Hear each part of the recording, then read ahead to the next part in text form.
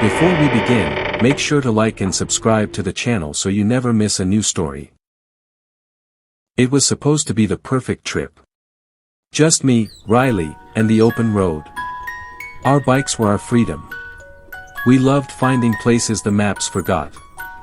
That's how we ended up on that skinny track they called Whisper Creek Road. Big mistake. The pavement vanished hours ago. Now it was just dirt, rocks, and trees pressing in so close their branches scraped my arms. The air got thick and quiet. Too quiet. No birds, no bugs, nothing. Riley, riding behind me, tapped my shoulder. She pointed at my gas gauge. My stomach dropped. Empty. I tried to tell myself it was just stuck, but the engine coughed. Then it sputtered like a dying animal. We rolled to a stop in a gloomy clearing as the last bit of sun vanished behind the mountains. Silence. Heavy and deep. Just the sound of our breathing and the cooling engine ticking. Ash. Riley's voice was small. Please tell me you packed extra gas. I hadn't. Stupid. We'd been so excited to hit this scenic route marked on an old map Riley found, we didn't think. Now we were stranded. Miles from anything. Phones. Useless. No bars, just a mocking little X on the screen. The forest felt like it was holding its breath. Watching us. No gas, I admitted, feeling like an idiot. We gotta walk. Find help. Or a road. Riley nodded, trying to look brave, but her eyes were wide with that "we're screwed" look. We grabbed our helmets, some water, and a flashlight. The beam cut a shaky circle in the darkness as we started walking down the track. It wasn't a road anymore, just a muddy path swallowed by the woods. Every rustle in the bushes made us jump. The air smelled damp and weird, like old pennies and wet earth. We walked for what felt like hours. My legs ached. Riley stumbled on a root. Just as I thought we might have to stop and wait for daylight, we saw lights. Not many. Just a few dim yellow glows up ahead. Thank God, Riley breathed. A town? Or a farm, I said, relief washing over me. Come on. Hope made us move faster. We rounded a bend and stopped dead. Town wasn't the right word. It was a cluster of maybe 10 shacks, leaning against each other like rotten teeth. The wood was black and warped. The few lights came from candles or maybe oil lamps flickering in dirty windows. There was one bigger building in the middle, taller, with a steep, sagging roof. It looked like a church that forgot how to be holy. The whole place stank, that wet earth smell mixed with something sour, like spoiled milk. And underneath it all, that faint coppery tang. No cars. No wires. Just silence, except for the creaking of wood in the wind. And then we saw them. People. They stood in doorways or shuffled slowly in the shadows. Skinny. Real skinny, like they hadn't eaten right in years. Their skin was pale, almost gray in the lamplight. They wore rough, dark clothes, patched and worn. They didn't say anything. They just stared. Their eyes. They caught the light weirdly. Too bright. Like an animal's eyes at night. Unblinking. Riley grabbed my arm, her fingers digging in. Ash, something's wrong. A man stepped out from the big building. He was taller than the others, bone-thin, wrapped in a long, dark coat that dragged in the mud. His face was all sharp angles, his hair like greasy black straw. But it was his eyes that froze me. Black. Not brown. Pure, deep black, like two polished stones. He looked at us, and a slow smile stretched his lips. It didn't reach those dead eyes. Lost travelers, he said. His voice was dry, like leaves skittering on stone. Welcome to Hollow's End. I am the keeper. His words sounded strange, thick and slow, like he wasn't used to talking. The other people shuffled closer, silent. Their stares felt heavy, pressing on my skin. Our bike ran out of gas, I said, trying to sound normal. We need help. Maybe a phone. Or directions to the main road. The keeper tilted his head. The road is far. Night is dangerous here. The mountain stirs. He gestured towards the big building. Shelter. For the night. Food. You pay the toll in the morning. Toll? Riley asked, her voice tight. A small thing, the keeper rasped. For safety. For the mountain's hunger. He smiled that empty smile again. Come. He turned and walked towards the big building. The silent people parted for him, their eyes still fixed on us. We didn't have a choice. It was this or the dark woods. We followed, feeling like mice walking into a trap. Inside the big building was worse. It was cold and smelled like mold and that sour milk stink. Dust hung thick in the air. Crude benches lined the walls. At one end, a stone basin was set into the floor. Symbols were scratched into the wood around it, dark stains soaked deep into the grain. The whole place felt wrong. Bad. The keeper led us to a heavy trapdoor in the corner. He pulled it open. Rough steps led down into darkness.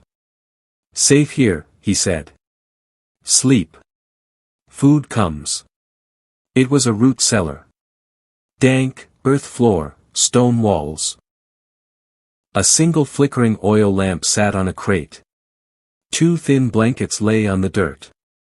It smelled like decay. Down, the keeper said. It wasn't a request. We climbed down. The trapdoor slammed shut above us with a heavy thud. We heard the scrape of something heavy being dragged over it. Locked in. Riley sank onto a blanket, shivering. This is bad, Ash. Really bad. That basin, those symbols. I know, I whispered, my heart hammering. We get through the night. At first light, we're out of here. Toll or no toll. A while later, the trapdoor scraped open. A woman, as gaunt and silent as the others, lowered a wooden bowl tied to a rope. Inside was a thin, greasy stew. It smelled rancid, like something long dead. We didn't touch it. The woman stared down at us with those bright, empty eyes, then pulled the rope up and slammed the trapdoor shut again. The scraping sound returned as she locked us back in. Time crawled.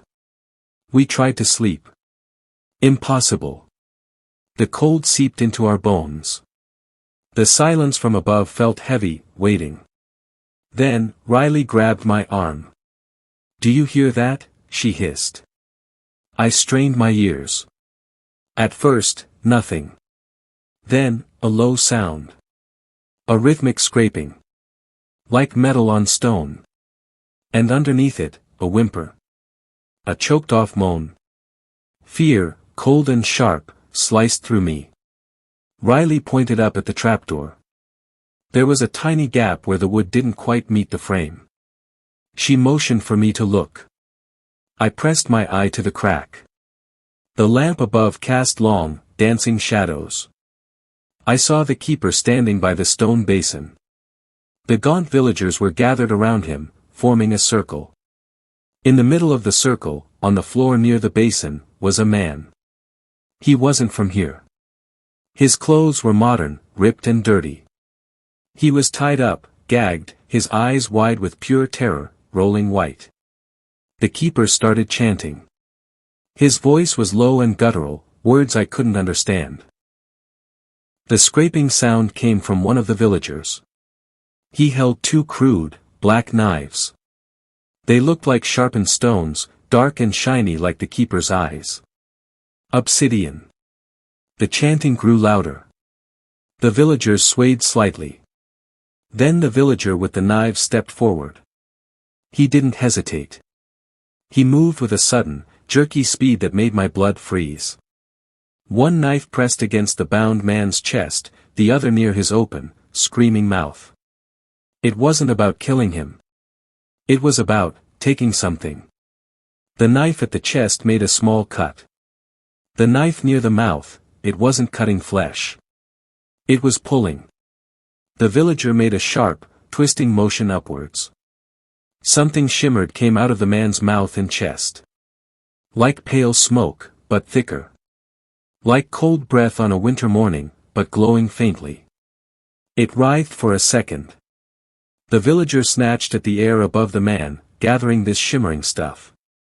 With a quick motion, he shoved it down into the stone basin. The bound man didn't scream anymore. He just collapsed. His eyes went blank and empty, staring at nothing. He looked like a puppet with its strings cut. Worse than dead. Empty. Hollow. The shimmering stuff in the basin pulsed with a sickly, weak light. The keeper placed his hands on the basin's edge, closing his black eyes. He seemed to drink it in. A sigh went through the villagers. They'd taken his life. His spark. Whatever makes a person alive. To feed the mountain. To feed themselves. Riley made a small choking sound beside me. She'd seen it too. Horror locked my muscles. We were next. The toll. That's what they did to outsiders. We have to get out. Now, Riley whispered, her voice trembling. I looked frantically around the cellar. Stone walls. Dirt floor. Heavy trapdoor locked from above. Only one way out.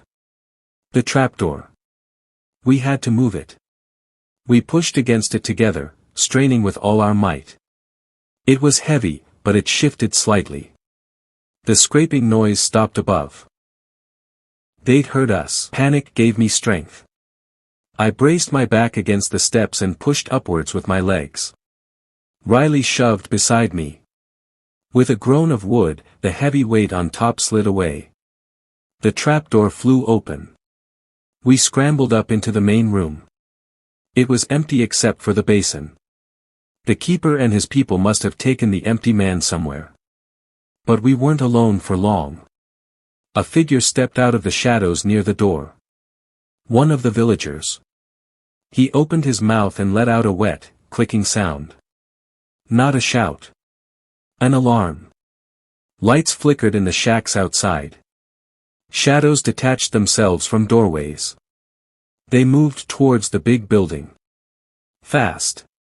Not shuffling now. They flowed like dark water, silent except for the rustle of their rags and that awful clicking sound. Run! I yelled, grabbing Riley's hand. We bolted for the back of the hall. There was a small, crooked door half hidden behind a rotting tapestry. I kicked it open. Cold night air hit us. We stumbled out into the back of the village, right into the dark woods. No path. Just trees, thick underbrush, and total darkness except for Riley's flashlight beam dancing wildly. Behind us, we heard the soft rush of many feet moving through the leaves. No shouts. Just pursuit. Silent and deadly. Which way? Riley gasped. Back to the bike. Too far straight. They'll catch us. I panted. Angle left. Through the trees. Harder for them. We crashed through bushes, branches whipping our faces. Thorns tore at our clothes. Riley's flashlight beam caught glimpses of pale faces flickering between the trees, closing in. Their eyes reflected the light like hungry animals. Ash! Riley screamed, pointing. A villager lunged from behind a thick oak, arms outstretched. I shoved Riley hard to the side and swung my helmet. It connected with a sickening thud. The villager went down without a sound. More were coming. We ran. My lungs burned. Riley stumbled. I hauled her up. We splashed through a freezing cold creek. Maybe it would throw them off our scent. I didn't know. We just ran. The woods seemed endless. Shapes moved in the darkness around us. We saw things. In a clearing, a figure sat slumped against a tree. Not moving. Eyes open, empty and staring. Like the man in the hall. Hollow. Another figure shuffled slowly, pulling weeds in a tiny, sickly-looking garden patch. Not tending it. Just moving. Empty. The keeper's words echoed, the mountain's hunger, these were the leftovers. The ones who'd paid the toll and survived as husks. The thought gave me a burst of terrified energy. Not us, Riley. Keep moving. We burst out of the trees onto a wider track. Familiar. It was the main path we'd walked down earlier. And ahead, in the gloom, the faint outline of my bike, still sitting where we'd left it. Almost there. I gasped. But the relief was short-lived. The silent villagers poured out of the woods behind us, blocking the way back to Hollow's End. They spread out, cutting off our retreat. More emerged from the trees ahead, between us and the bike. We were surrounded. Their pale faces were expressionless. Their black eyes fixed on us. The keeper stepped forward from the group near the bike. He smiled his terrible, empty smile. "Toll time," he rasped. Despair clawed at me. We were trapped. Then Riley grabbed my arm. "Ash. The truck." She pointed past the bike, further down the track. Half hidden in the bushes, almost swallowed by vines, was the rusted-out shell of an old pickup truck. We'd passed it hours ago when we were walking. I remembered thinking it was junk. Gas. It might still have gas in the tank. It was our only chance. The bike was useless without fuel. The truck, maybe. Go. I yelled at Riley. Get to the truck. Try the door. See if the keys are inside. What about you? She cried. Buying time. Go. I didn't think. I just acted. I snatched up a thick, fallen branch from the ground. It was heavy and rough. I charged at the group near the bike, screaming like a madman, swinging the branch wildly. It wasn't about hurting them, just about surprise, distraction. It worked. For a second. They flinched back from the swinging wood. Riley sprinted past them, ducking low, heading for the truck. The keeper hissed, a sound like steam escaping. He pointed a bony finger at Riley. Villagers turned towards her. I swung the branch hard at the keeper. He dodged with that unnerving speed, but it gave Riley another precious second. She reached the truck. I heard the rusty screech as she yanked on the driver's door. It groaned open. But villagers were closing in on her. One grabbed at her jacket. She screamed, kicking out wildly. I abandoned the keeper and charged towards her, swinging the branch at the villager holding her. He let go with a grunt. Riley scrambled into the truck cab. Keys. I yelled, fending off another silent attacker with the branch. No. She screamed back, frantically searching the dash, the visor. Nothing. Panic surged. No keys. We were done. Then I remembered. Siphoning. If the tank had gas, we could siphon it into the bike. Check the tank. I shouted. See if it has gas. I had to hold them off. More villagers were converging. I swung the branch, keeping them at bay, but they were getting closer. Their hands, cold and strong, grabbed at my arms. I kicked, I shoved. It was like fighting ghosts. They didn't make a sound, just kept coming with those dead eyes. Riley scrambled out of the cab. She ran to the back of the truck. I heard the scrape of the metal gas cap. Then her voice, desperate, Ash. It's full. Or feels full. But how do we siphon? I gasped, ducking a grabbing hand. Need a hose. Or something.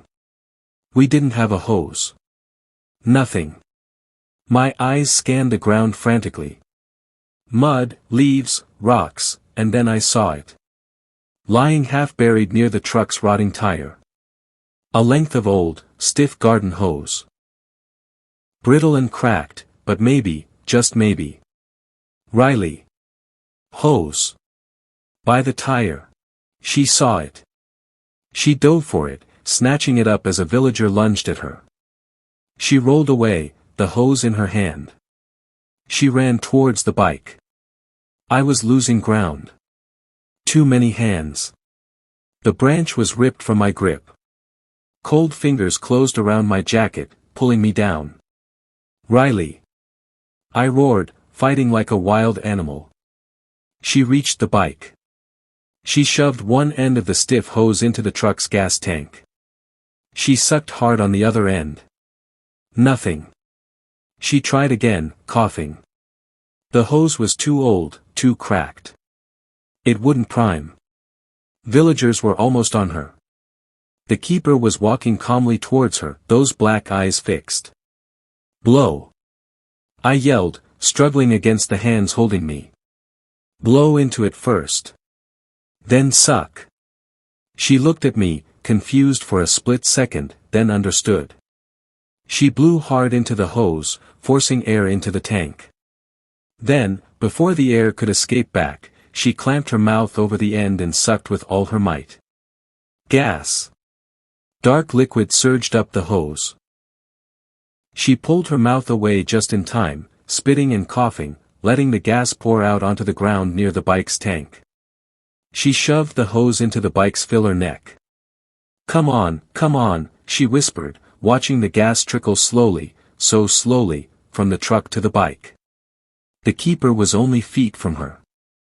He raised one long, bony hand. The villagers holding me tightened their grip.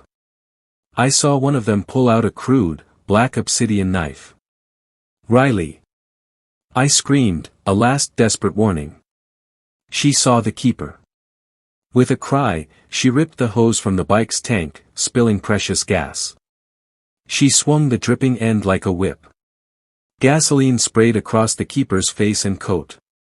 He recoiled, hissing, wiping at his eyes. Not hurt, but startled.